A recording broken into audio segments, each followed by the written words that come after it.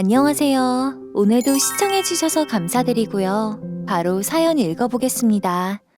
오늘의 사연은 보험회사 고객 사기부터 건설회사 자금횡령까지 한 집안에서 일어났다고는 믿어지지 않을 이야기입니다. 현대판 악질 사기 수법은 다 있네요. 알아야 당하지 않는 법. 안녕하세요. 저는 평범한 회사를 다니고 있는 30대 유부녀입니다. 일찍 엄마를 여의긴 했지만 아버지의 희생과 사랑 덕분에 남부럽지 않게 잘 자랐습니다. 그저 평범한 가정에서 평범하게 자란 남자 만나서 행복하게 사는 게 꿈이었어요. 그러다 이제는 과거가 되어버린 지금의 남편을 만나게 되었고요. 큰 욕심 없이 차근차근 재산 불려가면서 알콩달콩 살아가는 게 너무 큰 꿈이었을까요? 너가 그러니까 안 되는 거야. 남편 알길 우습게 알고 그 돈이 평생 너 먹여 살려줄 것 같냐? 어디 한번 누가 이기나 해보자.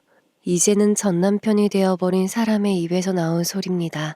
그 돈이 평생 저를 먹여 살려줄 것 같냐며 고래고래 소리를 질렀었죠.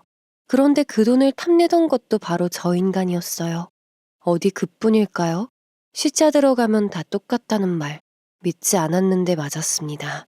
시어머니의 거기다 유유상종이라고 전 남편 친구까지. 자기 돈 귀한 줄 알면 남의 돈도 귀한 줄 알아야죠. 그게 맞는 거 아니겠습니까? 그런데 저 인간들은 어떻게든 저와 아빠의 돈과 재산을 뺏어가려고 혈안이 되어 있었습니다. 다들 인터넷에서 보험회사 고객 사기와 건설회사 자금횡령 사건에 대해서 들어보셨을 겁니다. 네, 맞습니다. 그게 바로 제 이야기입니다. 결혼하고 나서부터 지금까지 1년도 안 되는 시간 동안 제가 겪었던 이 황당무계한 일들에 대해서 이야기해 드릴게요. 평범한 사람과의 평범한 가정을 꾸리는 것. 이게 저의 꿈이었다고 말씀을 드렸는데요. 남편이 그에 걸맞는 사람이었습니다. 크지는 않지만 작지도 않은 건설회사를 성실하게 다니면서 어머님에게도 잘하는 모습이 좋아 보였어요. 남편은 이혼 가정이었기에 저처럼 편부모 밑에서 자랐거든요.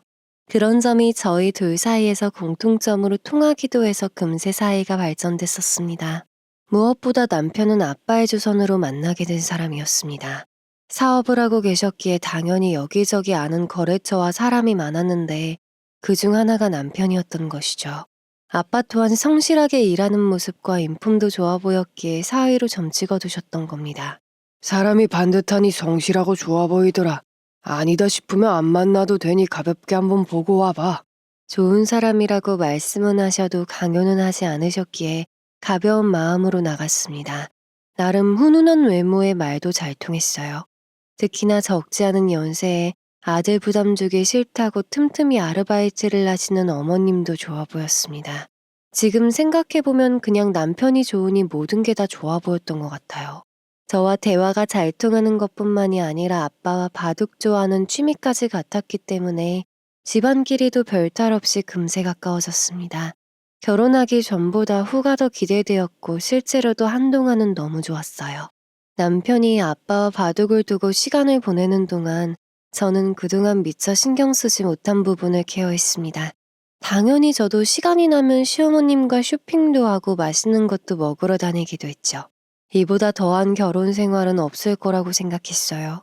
삶에 있어서 행복만큼 불행이 동시에 찾아온다는 것은 알았지만 이렇게 한꺼번에 찾아올 줄은 몰랐습니다. 어느 날이었습니다. 아빠와 남편이 바둑을 두고 있고 저도 오랜만에 본가에서 쉬고 있었어요. 어릴 때 저를 가르쳐서 같이 바둑을 두려고 하셨지만 저는 흥미가 없었습니다. 남편이 대신 그 역할을 해주는 것 같아서 뿌듯하게 지켜보고 있었어요. 아버님 생각해 보셨어요? 그때 민기가 말한 거 말이에요. 정적 속에서 남편이 자연스럽게 말을 꺼내더군요. 민기는 남편의 대학 동기였습니다. 보험회사를 한다고 들었고 결혼 전부터도 몇 번 본 적 있었거든요. 같이 술자리도 몇 번 했기에 저에게는 친숙한 사람 중 하나였습니다. 글쎄, 민기 일이라고 하니 들어주고 싶긴 하다만 알다시피 난 사업하는 사람이라 안 들어놓은 보험이 없거든. 대화 내용을 들어보니 민기 씨가 보험에 대해서 권유를 한 것 같았죠. 남편이 아빠랑 단둘이 만날 때 몇 번 민기 씨를 데리고 갔다고 들었던 적은 있었지만 저렇게 친해져 있을 줄은 몰랐습니다. 아빠, 나보다 민기 씨랑 더 친해진 것 같은데? 민기 씨가 나쁜 사람인 것은 아닙니다. 하지만 매번 만날 때마다 좋은 사람이라는 느낌도 받지 못했었기에 괜히 기분이 그랬었어요. 넉살 좋은 사람이기에 아마 아빠가 좋아하는 바둑 이야기라면서 가까워졌을 거라는 생각은 들었습니다. 제 물음에 두 사람은 별 대수롭지 않아 했지만 저는 왠지 모르게 찜찜했습니다. 이제 와서 생각해보니 이게 진짜 여자의 감이었나 싶네요. 하지만 두 사람이 너무 아무렇지 않아 하니 거기에 대고 제가 더 뭐라 할 말이 없었습니다. 그런데 집으로 돌아오는 차 안에서 남편이 은근슬쩍 아빠 보험 이야기를 또 꺼내더라고요. 아마 이것 때문에 제가 더 이날의 기억이 찜찜하게 느껴졌던 걸지도 몰라요. 아빠 일이라 나는 잘 모르고 관여하고 싶지 않다는 말을 하고 넘어가긴 했습니다. 실제로 저도 아빠도 서로 깊이 관여하지도 않았고요. 그런데 이날 이후로 괜히 더 신경 쓰게 된 건 사실이었던 것 같아요. 물론 남편에게는 그냥 아무렇지 않은 척 넘어갔었습니다. 그때 이후로 남편이 민기 씨 만난다고 하면 괜스레 제가 신경이 쓰이고 그러더라고요. 아빠가 좋아하시기는 해도 날이 갈수록 셋이서 보는 것도 잦아지는 것 같은 느낌이었습니다. 게다가 그 즈음에는 시어머님도 저를 만나면 일이 힘들다며 불평을 많이 하셨어요. 남편도 워낙 성실한 타입이고 어머님도 그런 타입이었기에 집안 내력이겠거니 했었죠. 그런데 어느 순간부터는 저희 아빠 사업에 관심을 보이기 시작하셨어요. 얘 너희 아빠 반찬 사업 꽤 크게 하더라. 그런 데서 반찬 가게 열면 얼마나 되니? 뭐 너희 아빠 통해서 하면 좀 싸게 할 수 있으려나? 네, 저희 아빠가 하신다는 사업이 바로 반찬 가게 사업이었습니다. 시어머님이 말씀하신 대로 규모가 작진 않고 전국의 직영점도 꽤 되기도 하고요. 무엇보다 시어머님이 저렇게까지 관심을 보이시는 이유는 따로 있었습니다. 바로 아르바이트 하시는 곳이 반찬 가게였기 때문이에요. 물론 시어머님이 다니시는 반찬 가게는 그냥 동네 가게라 저희 아빠와는 상관이 없습니다. 그래도 같은 업종이라서 그런지 처음에 아빠 사업 종목에 대해서 알게 되었을 때 굉장히 반가워하셨어요. 그런데 그 뒤로 사업 규모에 대해서 알게 된 후부터는 자꾸 힘들다는 투정과 함께 저런 말들을 간간히 하시곤 했죠. 처음 몇 번은 그냥 어물쩡 하면서 넘어갔었던 것 같아요. 사실 아빠는 제게 회사를 물려주고 싶으신 생각이셨지만 저는 제가 하는 일이 너무 좋았거든요. 그래서 딱히 관심이 없었기에 정말 말 그대로 별 생각 없이 넘어갔었습니다. 그런데 점점 시어머님의 요구가 날이 갈수록 세지기 시작하더라고요. 너 저번에 내가 하는 말은 제대로 들은 거 맞지? 사돈 양반한테 말 좀 전해봤니? 어머님 아무리 부녀 사이라고 하더라도 그런 거 이야기하는 게 좀 그래서요. 게다가 저는 아빠 사업에는 딱히 관심이 없어서 죄송해요. 사실 제 입장에서는 정말 난감했습니다. 정말 말한 대로 아무리 부녀지간이라고 하더라도 아빠가 사업 물려받으라고 할 땐 매몰차게 거절했었거든요. 그런데 이제 와서 제가 시어머니 좀 잘 봐달라고 부탁하는 건 너무 죄송스러운 일처럼 느껴졌어요. 그래서 말할 생각조차 못했었던 것 같습니다. 그런데 제 이야기를 듣고 나서도 어머님은 그게 뭐가 어려운 거냐고 서운한 감정을 내비치셨죠. 말 한마디도 못 해주냐면서요. 저는 오히려 그런 어머님의 태도에 또 서운했습니다. 제가 그렇게 어려워하는 일이라고 했는데도 본인 생각만 하는 것 같았으니까요. 이런 일이 있은 이후로 괜스레 어머님이랑 사이가 조금 어색해졌습니다. 이걸 남편한테 말을 해야 하나 말아야 하나 싶은 생각도 들었어요. 아니면 오히려 아빠에게 말을 꺼내야 되나? 라는 생각도 들었고요. 그렇게 이러지도 저러지도 못한 채로 그냥 혼자 끙끙 앓았었던 것 같습니다. 하지만 세상에 비밀이 어딨나요? 어느 날 남편이 퇴근 후에 씩씩대면서 들어왔습니다. 무슨 일인가 싶어서 물어보니까 어머님 이야기를 꺼내는 것이었습니다. 그러면서 대뜸 저에게 화를 내더라고요. 당연히 저는 벙찐 채로 남편 얼굴을 쳐다봤죠. 당신 엄마가 장인어른한테 반찬 가게 이야기 좀 해달라고 부탁한 게 그렇게 싫었어? 어? 그게 그렇게 어려운 일인 거야, 당신한테는? 아니 그런 게 아니라 아무리 부녀지간이라도 그건 신중하게 처리하려고 했던 거지. 그게 바로 당신 문제야. 우리 엄마가 그 나이에 남의 집에서 일하는 게 보기 좋니? 그거 부탁하는 게 뭐 그리 어렵다고. 저번 민기 보험 일부터 시작해서 장인어른이나 너나 참 매정하다 매정해. 결국 남편은 민기 씨 보험 이야기까지 들먹였습니다. 도대체 그게 왜 이 일과 상관이 있는지 이해가 안 됐어요. 어머님에게 이야기를 들었을 때도 남편이든 아빠든 누구와 상의는 해야 한다고 생각했었죠. 하지만 이렇게 어머님이 먼저 남편에게 다 말할 줄은 몰랐습니다. 거기에 더해서 남편이 이렇게 길길이 날뛸 줄도 당연히 몰랐고요. 그 덕분에 어머님뿐만 아니라 남편하고도 사이가 어색해져 버렸습니다. 전날 이후로 남편은 집에서 제가 보이면 서운한 티를 팍팍 내며 다녔으니까요. 처음에야 저도 괜히 미안한 마음이 들어서 말을 붙여보곤 했습니다. 하지만 생각할수록 제가 도대체 뭘 잘못했는지 모르겠더라고요. 하지만 이놈의 반찬 가게 사건은 이걸로 끝이 아니었습니다. 더 큰 일이 저를 기다리고 있었죠. 어느 날 회사에서 시간 가는 줄 모르고 일을 하고 있는데 아빠에게서 전화 한 통이 왔습니다. 평소라면 이 시간에 절대 전화하시는 분이 아니셨기에 다급하게 받았어요. 그런데 아빠가 하시는 말씀이 놀라웠습니다. 바로 시어머님에 관한 이야기였는데요. 네, 예상하신 대로 반찬 가게에 대한 이야기였습니다. 알고 보니 저와는 말이 통하지 않는다고 생각하자 시어머님이 아빠에게 직접 전화를 한 것이었죠. 그리고서는 반찬 가게 직영점을 내달라는 이야기란 모양입니다. 그 이야기를 듣는 순간 제 얼굴이 다 화끈거렸습니다. 혼자 힘으로 잘 사는 모습을 보여드리고 싶었는데 저로 인해서 그런 난감한 상황을 겪게 되니 마음이 편치 않았어요. 무엇보다 여기에서 의외였던 건 아빠의 조치였습니다. 시어머님의 이야기를 들은 아빠는 고민을 해보고 담당자를 보내겠다고 했다는 겁니다. 감정적으로만 생각했던 저와는 다르게 아빠는 사업적으로 생각을 하셨던 것 같아요. 아빠가 하시는 반찬 사업이 작은 규모가 아니었기에 여러 가지 확인하고 거쳐야 하는 단계들이 있었습니다. 그냥 단순히 돈만 있다고 해서 다 되는 것도 아니었고 열정만 있다고 해서 되는 것도 아니었죠. 아빠에게는 나름의 철학과 규칙이 있으셨기에 객관적으로 평가해보기 위해서 담당자를 보내셨던 것 같습니다. 그리고 실제로 시어머님과의 통화 후 얼마 지나지 않아 담당자가 찾아갔다고 합니다. 하지만 문제는 여기에서부터 시작이 되었던 것이죠. 그 담당자가 시어머님이 아빠 회사 반찬 가게 직영점을 내기에 적합하지 않다고 판단을 했던 겁니다.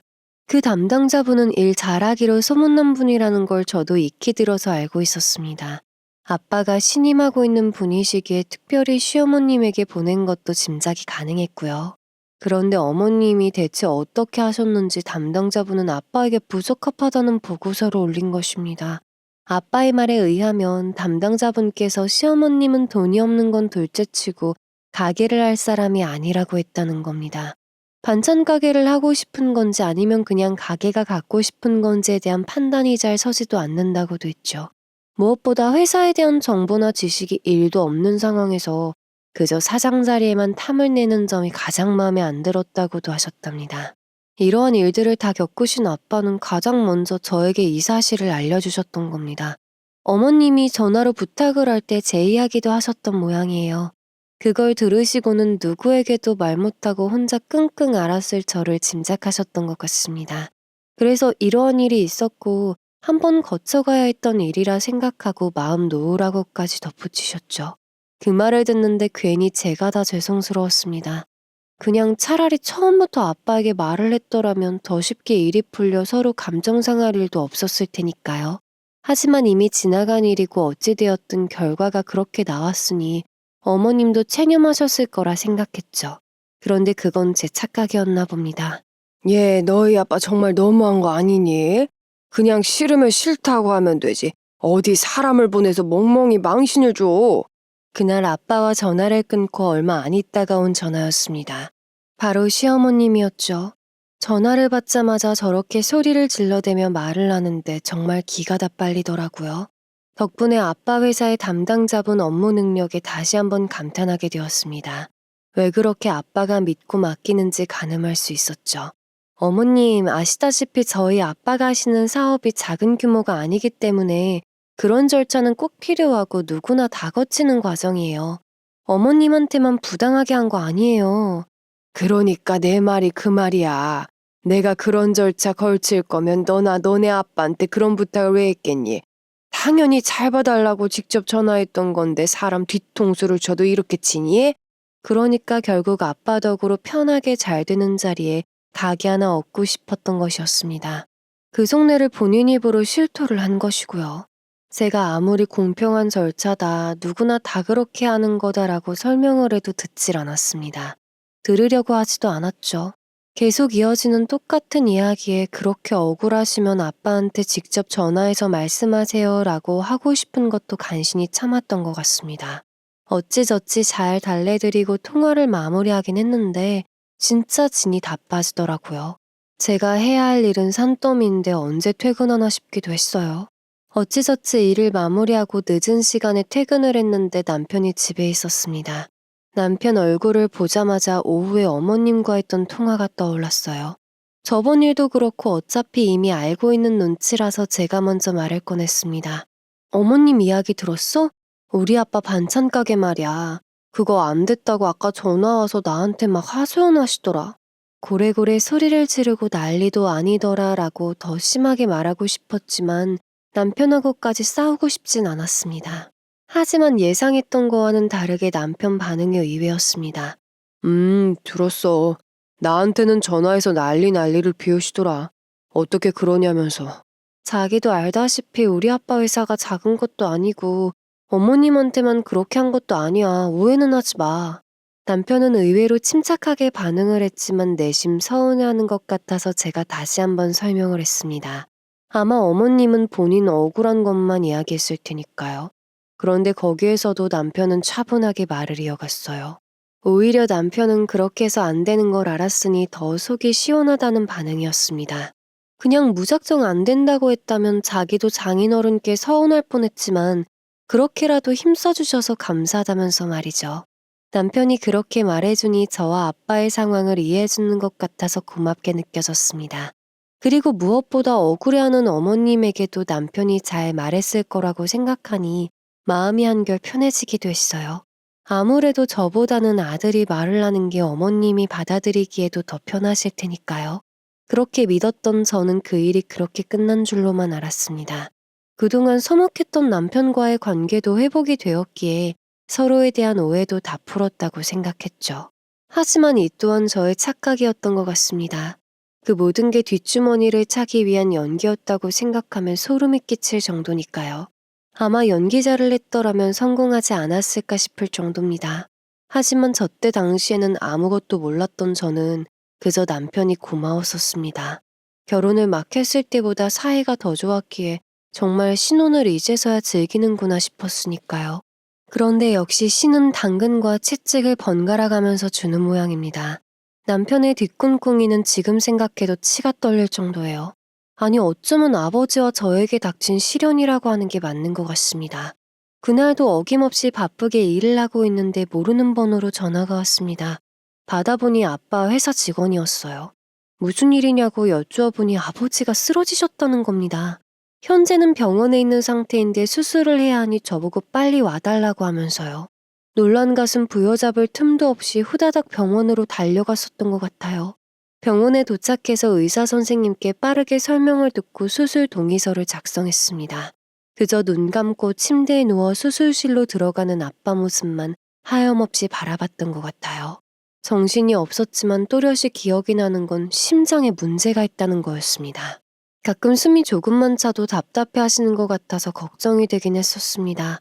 살펴봐야지 하면서도 결혼하고 일하느라 바빠서 그러지 못했었던 것 같아요. 아버지가 수술실로 들어가시는 모습을 보면서 그게 왜 그렇게 한스럽게 느껴지는지 눈물만 하염없이 흘렀습니다. 의사 선생님은 간단한 수술은 아니라고 했습니다. 하지만 마음의 준비를 해야 할 정도로 심각한 것도 아니니 너무 걱정하지 말라고 하셨죠. 하지만 자식 입장에서 어디 그게 되나요? 게다가 나이가 있을수록 수술하는 것은 더 힘들 테니까요. 한참을 정신없이 울다 보니까 남편에게는 연락 한 통 안 했다는 것이 생각났습니다. 부랴부랴 전화를 걸었습니다.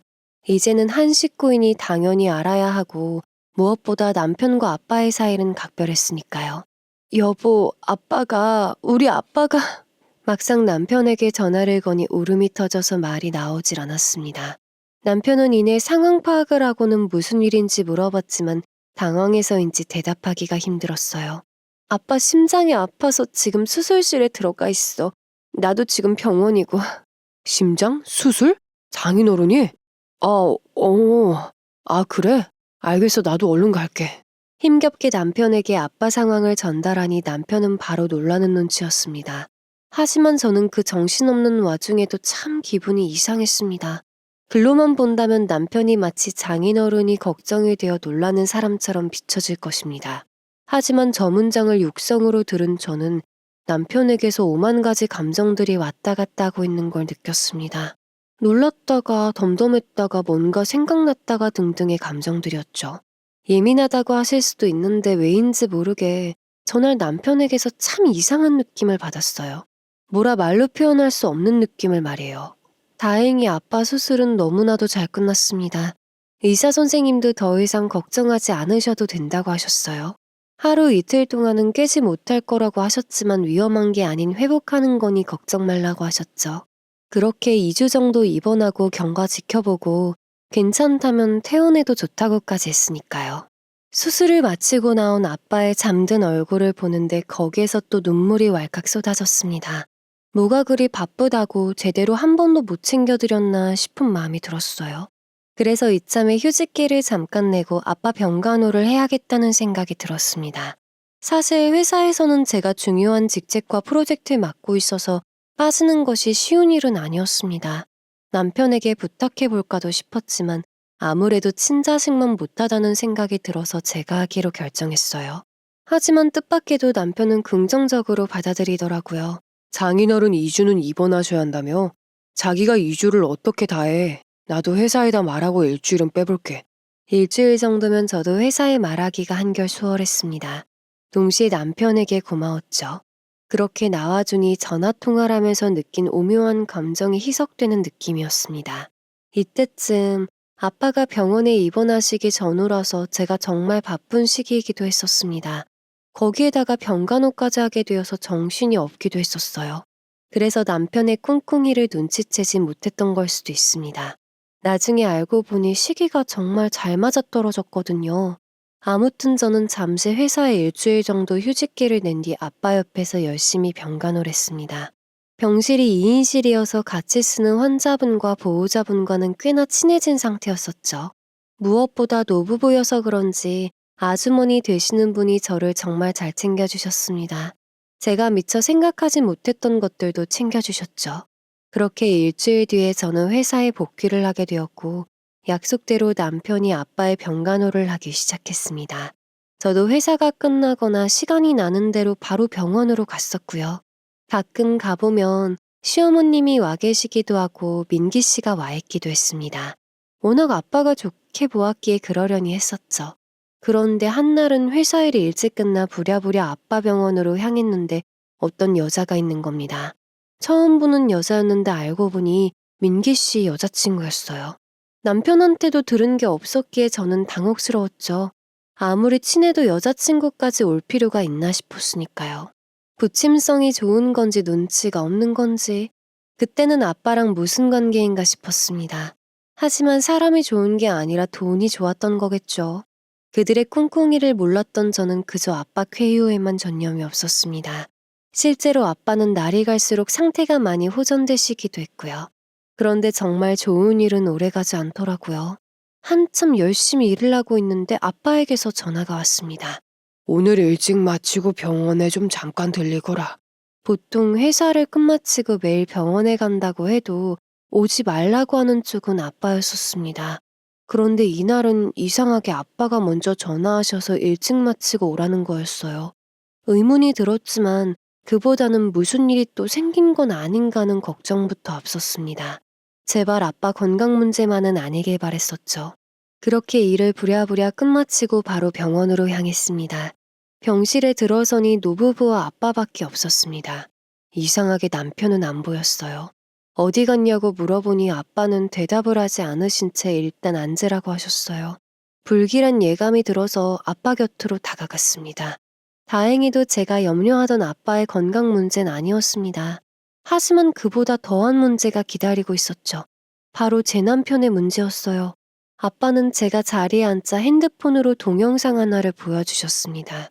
그 동영상 속에는 아빠 자리에 남편, 시어머님, 민기 씨 여자친구 이렇게 넷이 있더라고요.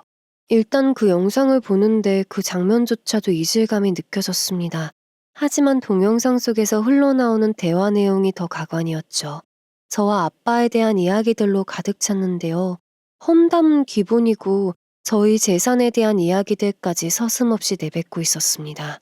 아빠가 잠시 자리를 비우는 틈에 둘이든 셋이든 모였다면 그렇게 험담을 하고 재산 가로채 궁리만 했답니다. 그걸 같이 병실을 쓰는 노부부께서 항상 듣고 계시다가 도저히 안 될 것 같아서 촬영을 하셨고요. 이 영상이 찍힌 날도 아빠가 CT 촬영을 하러 간 틈에 저렇게 삼삼오오 모여서 이야기를 나누고 있었던 겁니다. 아마 옆에 노부부께서 별 관심이 없다고 생각했거나 잘 안 들린다고 생각했었나 봐요. 결국 아주버님이 영상과 녹음한 걸 아빠에게 보여드렸고 그걸 본 즉시 저에게 연락을 했던 겁니다. 이 서방은 적당히 핑계대서 일단 집으로 보냈다. 저번부터 보험 얘기니 뭐니 수상한 게 한두 가지가 아니다 싶었는데. 제가 충격 속에서 영상만 보고 있자 아빠가 그제서야 남편의 행방을 알려줬습니다. 하지만 제 귀에는 그 어떤 것도 들리지 않았죠. 오로지 영상 속에서 그 넷이서 작당모의 하는 거밖에 안 보였으니까요. 시모는 남편에게 잘 꼬시고 있는 거 맞냐고 물어보질 않나. 남편은 시모에게 적당히 화를 냈어야지 그러면 다 꼬인다고 하질 않나. 민기 씨와 그 여자친구도 이러다가 자기들 회사에서 쫓겨나게 생겼으니 뭐라도 일단 하자고 하질 않나. 여러 가지 알 수 없는 말들이 오고 갔지만 분명한 건 저 아빠의 재산을 노리고 있는 것이었습니다. 그 전에도 이랬던 거예요? 보험 얘긴 왜 말씀 안 하셨어요? 이 여자는 또 뭐고요? 며칠 전부터 간간히 와선 얼굴을 비추더니 민기랑 똑같이 보험 얘기를 꺼내더구나. 이 서방도 계속해서 돈 얘기를 하고 있고. 민기 씨가 아빠랑 안면을 두고 보험 얘기를 꺼낼 때만 해도 아빠는 그러려니 했다고 합니다. 정말 더 이상 들 보험이 없기도 했지만 여건만 된다면 들어줄 의향도 있었다고 하면서요. 하지만 아빠가 쓰러진 뒤로 남편이 간병을 시작하고 나서는 저렇게 넷이서 번갈아 찾아와서는 그렇게 돈 이야기를 하더랍니다. 그래서 아빠도 경계를 해야겠다는 생각으로 지내고 있었는데 마침 이렇게 일이 터진 거였죠. 이것만 해도 충격적인데 아빠는 남편에 대해서 더 캐내봐야겠다는 말을 하셨습니다. 회사를 다니고 있는 것도 거짓말 같은데 무엇보다 사기를 친 건지 당한 건지 안 좋은 일에 연루된 것 같다고 하셨어요. 그게 무슨 말인가 싶어서 들어보니 가끔 전화가 오면 무슨 죄 지은 사람처럼 통화를 한다고 하더라고요. 혹은 어딘가로 전화를 걸어서 큰 소리로 따지기도 한다면서요. 민기 씨와 그 여자친구에 대한 일도 가벼운 것 같지만은 않다고 아빠는 말씀하셨어요. 아무래도 그 넷이서 현재 큰 돈이 필요한 건 확실한데 돈 나올 곳이라곤 저희 집밖에 없다고 판단을 한 것 같았죠. 영상 속에서 자기들끼리 주고받은 말도 아마 다 그런 일에 연관된 것이 아니었나 싶으니 그제서야 조금씩 이해가 되었습니다. 아무리 돈이 필요하다고 하더라도 자기 친구와 그 여자친구까지 끌어들여서 저희 집을 박살내려고 하다뇨. 정말 제 상식으로는 도저히 이해가 안 되었습니다. 제가 더 상처받았던 건 영상 속 남편의 태도였습니다. 그게 아주 여우라니까 절대 안 넘어와. 나나 엄마가 그런 수모 겪었어도 다 넘어가 줬는데도 도대체 뭔 생각으로 하고 있는 건지 알 수가 없다니까. 그러게 잘 좀 하라니까. 내가 그렇게 다 했는데도 실패를 했으면 너라도 잘해야 할 거 아니야. 어떻게 지 마누라 하나 꿰어내질 못하니 너도 참. 아유. 저를 여우라고 표현하며 절레절레 고개를 흔들던 남편의 모습이 잊혀지질 않았습니다. 그리고 자기가 뭔데 넘어가줬냐 마냐입니까? 결국 그 모든 것들도 다 연기였다고 생각하니 어이가 없었어요. 게다가 시무가 저희 아빠에게 반찬 가게 이야기한 것도 결국에는 저희 재산을 어떻게든 빼돌리려고 했던 것이고요. 이 모든 것을 알고 나니 남편이 더 이상 사람으로 보이지가 않았습니다. 이걸 어떻게 하면 좋을까 고민 중에 아빠도 저도 아직은 정확한 상황 파악이 안 되었으니 좀 더 지켜보고 냉정히 대처해야겠다 결론 내렸습니다. 섣부르게 움직여서 그들에게 빠져나갈 구멍을 주긴 싫었으니까요. 아니, 솔직히 말씀드리면 이혼은 둘째치고 독하게 마음먹고 응징할 준비가 필요했습니다.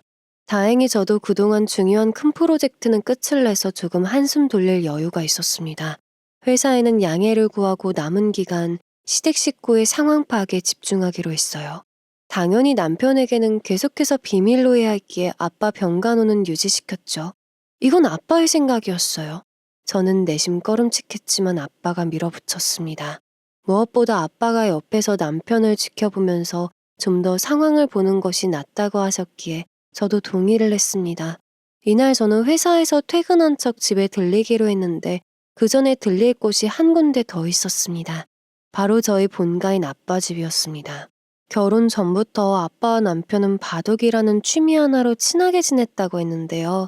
그만큼 아빠도 남편을 예뻐하고 믿었던 것도 사실입니다. 그랬기에 단둘이서 아빠 집을 방문한 적도 많다고 하셨었죠. 그리고 저도 이건 이미 알고 있었던 사실이기도 했습니다. 하지만 아빠는 이게 맘에 걸린다고 하시더라고요. 이제 한 식구가 됐으니 별 상관은 안 하셨지만 아빠가 문 열 때 비밀번호를 보려고 한다던가 집 시세에 대해 물어본다던가 하는 일이 종종 있었다고 합니다. 저는 이 부분에 대해선 몰랐던 사실이었어요. 아빠도 괜히 나쁜 생각이 더 커질까봐 그냥 그런가 보다 하고 넘어가고 말았다고 합니다. 게다가 그 당시에는 저와 남편 사이가 더할 나위 없이 좋았기 때문에 시덥잖은 이유로 트집을 잡고 싶지 않다고 하셨어요. 그런데 아빠가 병원 신세를 지고 난 후부터 의심할 만한 상황들이 펼쳐지고 오늘 이렇게 증거까지 잡게 되었으니 안 되겠다 싶으셨다고 합니다. 집에 가기 전에 아빠 집 들려서 집이랑 회사에 관한 중요한 문서는 다 너가 갖고 있거라. 그리고 혹시 모르니 집 비밀번호도 바꿔놓고. 집 비밀번호 알려준 적 있어? 알려준 적은 없지만 괜스레 찝찝해서 그래. 너가 갖고 있기 정 불안하면 정비서한테 맡겨도 좋고. 아니에요. 제가 갖고 있을게요. 오히려 그게 더 예상 못할 것 같아. 아빠는 아무래도 남편이 본가까지 넘보고 있는 것 같다며 일이 더 커지기 전에 조치를 취하는 것이 좋다고 하셨습니다. 그전 같았으면 설마 사람이 그렇게까지 할까? 하는 생각이 들었겠지만 저 동영상을 본 뒤로는 더하면 더했지 멈출 인간들은 결코 아니었습니다. 그랬기에 더는 시간을 지체하면 안 된다는 생각밖에 없었습니다. 저는 곧장 본가로 가서 아빠의 중요한 서류들을 챙겼습니다. 혹시나 남편이 비밀번호를 안다는 가정하에 망나니 짓을 할 것을 애초에 차단한 것이죠. 아빠는 중요한 물건이나 서류를 챙기는 곳이 따로 있었는데 그곳을 아는 건 저뿐이었고요. 고스란히 있는 서류들과 집안 상태를 보면서 아직 여기까지 건드리진 않았구나라는 생각이 들었습니다. 그리고는 오는 길에 사온 녹음기를 본가에 설치해두고 나왔습니다. 혹시 모를 일을 대비해서 말이죠. 저 인간들이라면 돈에 환장해서 충분히 무력으로라도 집에 들어올 수도 있을 것 같았습니다. 하지만 이 인간들이 상상 이상의 종속이라는 것을 아는 데는 얼마 걸리지 않았어요. 그렇게 저는 본가에 들려서 중요한 서류들을 챙겨 차 안쪽에 잘 숨겨두었습니다. 저희 부부는 차를 따로 쓰기 때문에 서로 차를 탈 일이 거의 없기 때문이었죠. 보통 주말이나 같이 움직여야 할 때는 남편 차를 썼었기 때문에 제 차만큼 안전한 곳은 없다고 판단했습니다. 그 판단은 돌이켜보면 정말 천운이었죠. 아무렇지 않게 차에 서류들을 숨기고는 퇴근한 척 집으로 들어갔습니다. 당연히 그 시간에 남편이 집에 있는 것도 이상했기에 놀라는 척 연기를 하는 것도 빠뜨리지 않았죠. 당신 무슨 일 있어? 아빠는? 요즘 제 퇴근 시간이 들쑥날쑥해서 언제 오는지 감이 안 잡혔던 남편 또한 저를 보고 놀랐습니다. 아버님이 회사 일로 사람들이랑 의논할 거 있으시다고 하셔서 잠깐 자리 좀 비켜달라고 하셨는데 이것저것 챙길 겸 집에 들렀어. 제 예상보다 꽤나 그럴듯한 변명을 자연스럽게 하더라고요. 버벅거리며 당황할 걸 예상했었으니까요. 하지만 잠깐 집에 들렸다고 한 것 치고는 옷차림이나 자세도 굉장히 편해 보였다는 것이 앞뒤가 안 맞았죠. 너 언제까지 거짓말 하나 보자라는 도끼가 가슴속에 저절로 품어지더군요. 안 그래도 병원 안 들리고 와서 옷만 갈아입고 갈 참이었는데 같이 가자. 저도 천연덕스럽게 연기를 하며 말을 했습니다. 마침 남편 차에 볼 일이 있기도 했었기 때문이죠. 남편은 조금 당황해 보였지만 이내 아무렇지 않은 듯 알겠다고 대답을 하고는 준비를 했어요. 저 없을 때 뭘 하고 있었는지 허둥대는 남편을 뒤로하고 집에다가도 몰래 녹음기를 설치해 두었습니다. 그렇게 서둘러서 제가 먼저 옷을 갈아입고 준비를 마쳤어요. 자기야, 자기 차로 움직일 거지? 나 짐 좀 먼저 실어놓고 있을게. 짐을 핑계로 먼저 남편 차로 내려온 저는 녹음기를 설치해 두었습니다. 그리고는 아무렇지 않게 짐을 싣는 척 연기를 하고 있었죠. 다행히 뒤늦게 내려온 남편은 눈치를 채지 못한 것 같았어요. 그렇게 저희는 각자 알 수 없는 꿍꿍이를 숨긴 채 아빠 병원으로 향했습니다. 그런데 병실에 도착해 보니 시모가 와 있었습니다. 그 전이었다면 힘드셨을 텐데 라는 마음이 들었겠지만 이제는 그런 모습을 봐도 그냥 가식적으로밖에 안 보이더라고요. 또 뭘 감추고 저렇게 친한 척하고 있나 싶었어요. 아니 그 꿍꿍이겠죠. 그래도 이 속내를 티내면 아빠와 제가 계획한 일이 다 엉망이 되어버리니 애써 태연한 척했습니다. 시모가 마치 주인인 양 우리를 반겨주면서 반찬 좀 가져왔다고 말을 하는데 그게 왜 그렇게 소름이 끼쳤을까요? 슬그머니 아빠를 쳐다보니 저와 같은 생각을 하시는 표정이었습니다. 알 수 없는 마음을 가진 네 사람의 사이가 그렇게 어색할 수가 없었습니다. 그렇게 어색한 시간이 흐른 뒤에 오늘은 제가 병원에 있겠다고 하고 남편과 시모를 보냈습니다. 그랬더니 이 모자는 몇 번을 거절하면서 병실에 꼭 앉아있으려고 하더군요. 하지만 제가 강하게 밀어붙이자 무슨 할 이야기가 있는 건지 금세 병실을 빠져나갔습니다. 병실보다는 남편 차부터 시작해서 신혼집과 본가까지 녹음기를 설치해 두었기에 저도 그들끼리 따로 있는 시간을 가지길 바랬기 때문입니다. 영상만으로도 충분하지만 더 명확한 상황 파악과 증거를 모아야 했기에 계획대로만 되길 바랬어요. 무엇보다 영상은 병원 측에 제시하면 시댁 식구들과 민기와 그 여자친구까지 접근 금지를 시킬 생각이었습니다. 점점 좋아지고 있는 아빠 곁에 그들이 들락날락 거리는 걸 두고 볼 수가 없었거든요. 오늘이 마지막 발걸음이 될 거라는 생각으로 시모와 남편이 나가는 걸 지켜보았습니다. 다음날 날이 밝고 나서 저는 노부부에게 제 연락처를 드리며 수상한 사람이 있으면 연락하라고 부탁을 드렸습니다. 그리고 병원을 나서기 전에 보호자로서 병원의 영상을 보여드렸고 저와 아빠 회사 사람이 아니면 접근 금지를 해달라고 부탁했어요. 병원 측에서도 영상을 보더니 깜짝 놀라시며 알겠다고 하셨습니다. 저는 아침 일찍 병원을 나와 바로 집으로 향했습니다. 남편의 행동이 수상쩍다는 아빠의 말이 맘에 걸렸기 때문이었어요. 남편은 당연히 제가 회사에 출근한 걸로 알고 있기 때문에 미행하는 건 어렵지 않을 거라고 생각했습니다. 아빠가 옛날에 타고 다니시던 낡은 차를 가지고 집 앞에서 남편이 나오길 기다렸습니다. 이미 회사에 출근했나 하고 꽤 오래 기다리던 찰나 남편의 모습이 보였습니다. 밤새 무슨 작당모의를 한 건지 그 뒤로 시모가 나왔습니다.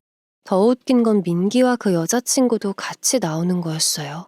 아무래도 자신들이 원하는 대로 일이 흘러가지 않으니 마침 저도 없겠다 이때다 싶어 제 집에 모였나 봅니다.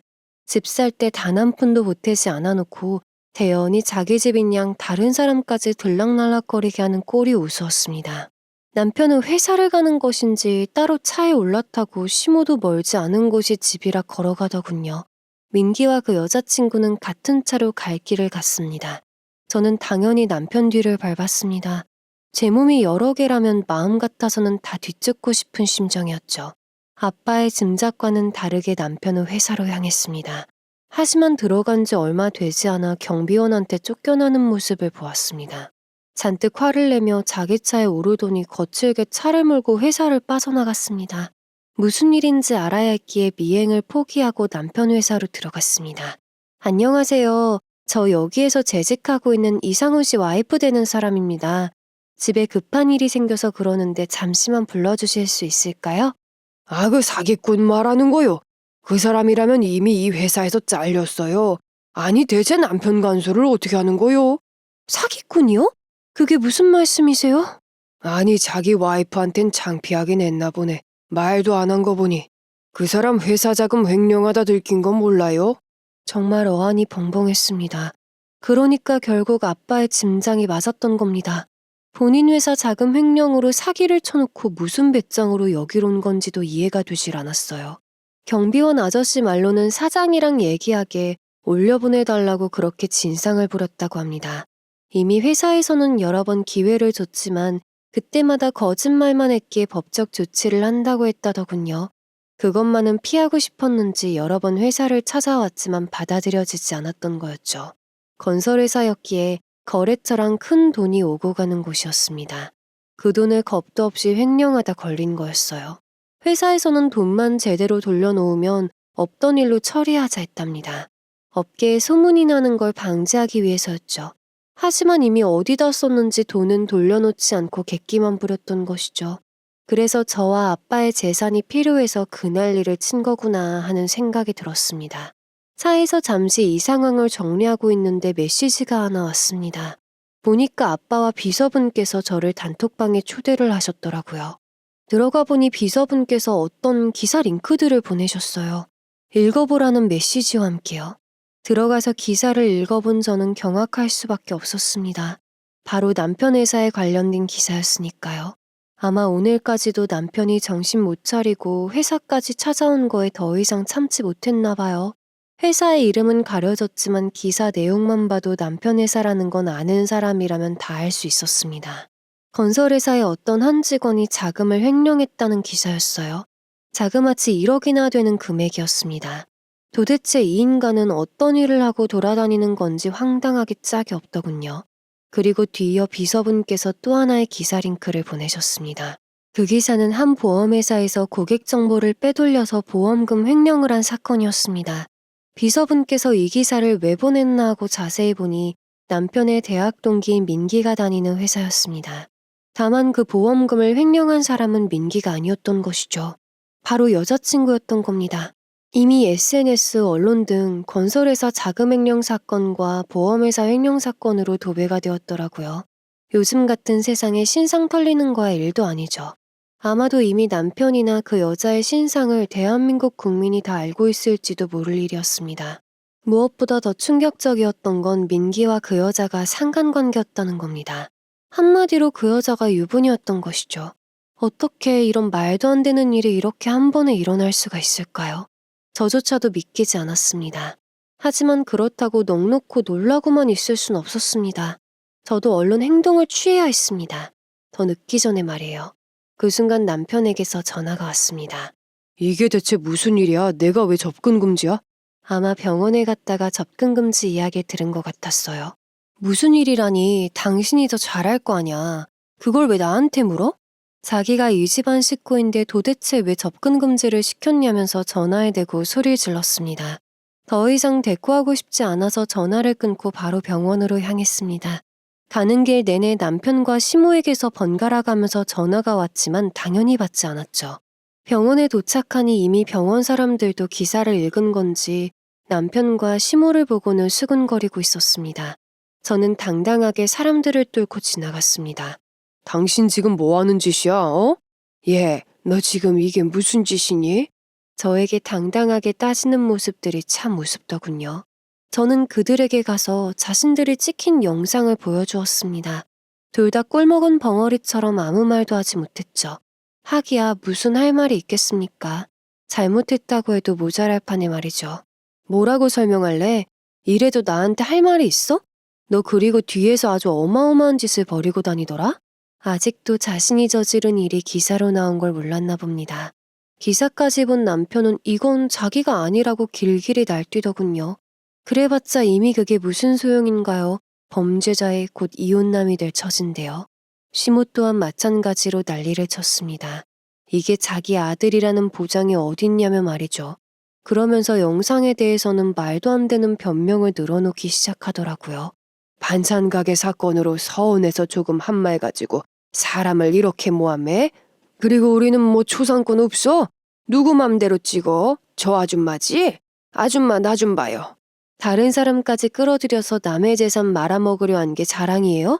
시모는 저희에게 영상을 준 아주머니에게까지 대놓고 소리를 쳤습니다. 제가 잘못한 건 하나도 없는데 이런 사람을 믿고 이런 집안에 시집온 것 자체가 창피했어요. 어떻게 사람이 이렇게 한순간에 바뀔 수가 있는 건지, 아니면 원래 그랬는데 그동안은 연기를 했던 건지 알 수가 없었지만 소름이 끼치는 건 매한가지였습니다. 결국 아빠까지 나서셨어요. 저희는 혼인신고를 한 지 얼마 되지 않았기 때문에 혼인 취소가 가능했습니다. 아빠는 이미 변호사를 다 선임해 두셨기 때문에 그 부분에 대해서도 확실하게 못을 박았습니다. 변호사 이야기까지 나오니까 조금 수그러드는 것 같았지만 그들도 절대 물러서진 않더군요. 하지만 그러면 뭐합니까? 여기는 병원이고 보는 사람도 많았죠. 결국 보안원들까지 오게 되었고 그들은 쫓겨나듯 질질 끌려나가는 꼴이 되었죠. 이제는 제가 곳곳에 심어놓은 녹음기를 수집해서 증거를 모아야 했습니다. 이미 사기 사건에까지 연루된 남자와는 하루라도 살고 싶지 않았기 때문입니다. 제 집에서 시댁과 연관된 사람이 잠시라도 있는 것이 싫어서 남편에게 짐 빼라는 문자까지 보내놓은 상태였죠. 남편은 곧장 전화를 걸어 이렇게까지 해야 하냐며 알다시피 돈이 급해서 그랬다며 말도 안 되는 변명을 늘어놓더군요. 며칠 뒤 아빠의 퇴원 날짜가 다가와서 전화를 끊은 뒤 퇴원 수소까지 밟았습니다. 아빠는 이런 일을 겪었다고 생각할 수 없을 정도로 건강을 되찾으셨어요. 아빠의 건강 상태가 호전되니 제 일에 더 집중할 수 있었습니다. 퇴원 후 아빠와 함께 일단 본가로 향했습니다. 설마 했지만 설마가 사람 잡는다고 했던가요? 본가에 도착하니 현관문 문고리가 엉망진창이 되어 있었습니다. 아마 남편 짓이었겠거니 생각했는데 맞았습니다. 저희가 집에 도착하니 이웃분들께서도 도대체 무슨 일이냐며 걱정을 해주셨어요. 그러면서 어떤 남자가 모자로 얼굴을 가린 채 문을 이렇게 만들어 놓고 갔다는 말까지 해주셨습니다. CCTV를 확인해보니 딱 봐도 남편인 걸 알 수 있었어요. 보는 눈이 많아서인지 집안까진 들어가지 못했던 것 같습니다. 집안은 그대로였고 설치해두었던 녹음기에도 문고리를 내리치는 소리 외에는 다른 소린 들리지 않았죠. 혼자서 집으로 가서 녹음기를 확인하려고 했지만 아빠도 같이 동행한다고 하시더라고요. 결국 아빠와 함께 신혼집으로 향했습니다. 이제는 신혼집이 아닌 그냥 제 집이긴 하지만요. 그런데 집에 도착하니 남편과 시모가 있었습니다. 시모는 저를 보자마자 달려들어 제 뺨에 손을 대려고 했습니다. 그 순간 아빠가 시모의 손목을 잡았어요. 어디 남의 귀한 자식한테 손을 대? 시모는 아빠의 힘에 살짝 밀려났습니다. 그 모습을 보고 아빠에게 대들려고 하는 남편에게 다가가 불사다구를 날렸습니다. 당연히 시모와 남편은 놀라는 표정이었어요. 네가 감히 우리 집을 넘봐? 우리 아빠 재산을 넘봐? 네가 그러고도 사람이야? 남의 집 문고리 뜯어내려고 바라기나 하고. 그럴 거면 그냥 도둑질이 나는 좀생이로 살아. 남편은 저에게 맞은 뺨을 부여잡고는 놀란 눈으로 저를 쳐다보더군요. 그 순간 뒤에서 웅성웅성하는 소리가 들리길래 쳐다봤습니다. 언제 불렀는지 민기와 그 여자친구가 와 있었어요. 아주 남의 집에서 잘하는 짓이다. 여기가 네 집이니? 돈 한 푼 보탠 적도 없는 게? 남녀 둘은 상황 파악을 하는 것처럼 보였지만 이내 집안까지 들어와서 난리를 치더군요. 요즘 세상이 어떤 세상인데 사람 몸에 손을 대냐면서 말입니다. 귓등에도 들어오지 않았습니다. 저는 오히려 잘 됐다는 생각이 들었어요. 어차피 집에 온 것도 설치된 녹음기에 얼마나 기가 찬 내용들이 들어있었는지 궁금해서였으니까요. 이렇게 주인공들이 다 모였으니 차라리 잘 됐다 싶었습니다. 저는 혹시 몰라 경찰을 불렀습니다. 남의 집에 무단 침입한 사람들이 있다고요. 20분 뒤 경찰 2분이 왔고 자초지종을 설명했습니다. 경찰관들은 한숨을 쉬면서 같이 서로 갈 건지 알아서 해결할 건지 택하라고 했죠. 저는 잠시만 기다려달라고 했고 이렇게 말했습니다. 아주 잘 됐네. 다들 있을 때 들으면 딱이니까. 경찰분들도 있겠다. 제 말에 아빠 빼고 4사람은 어리둥절한 표정이었습니다. 저는 거실에 설치해두었던 녹음기를 꺼내서 가져왔습니다. 그제서야 상황 파악이 된 듯한 표정으로 4사람은 서로를 번갈아 가면서 쳐다보더군요. 예상대로 녹음기 안의 내용은 아주 가관이었습니다. 어떻게 하면 저와 아빠의 재산을 빼돌릴 수 있는지에 대해서였으니까요. 남편은 오래전부터 신혼집으로 쓰이고 있는 이 집이 제 명의로 되어 있는 것도 용납이 안 됐었던 모양입니다. 공동명의를 하려고 해도 제가 빈틈을 주지 않는다는 말을 되풀이했어요. 더 웃긴 건 지 여자친구가 횡령한 돈 때문에 우리 아빠한테 접근한 민기라는 인간이었습니다. 아니 지금 우리 자기 상황이 말이 아니라고. 대체 어떻게 할 거야? 그 노인네 보험도 안 들어주고 돈도 많으면서. 아, 넌 그렇게 비위 맞추면서도 뭐 하나 얻은 것도 없냐? 아, 가만히 좀 있어봐. 나도 머리 아프니까.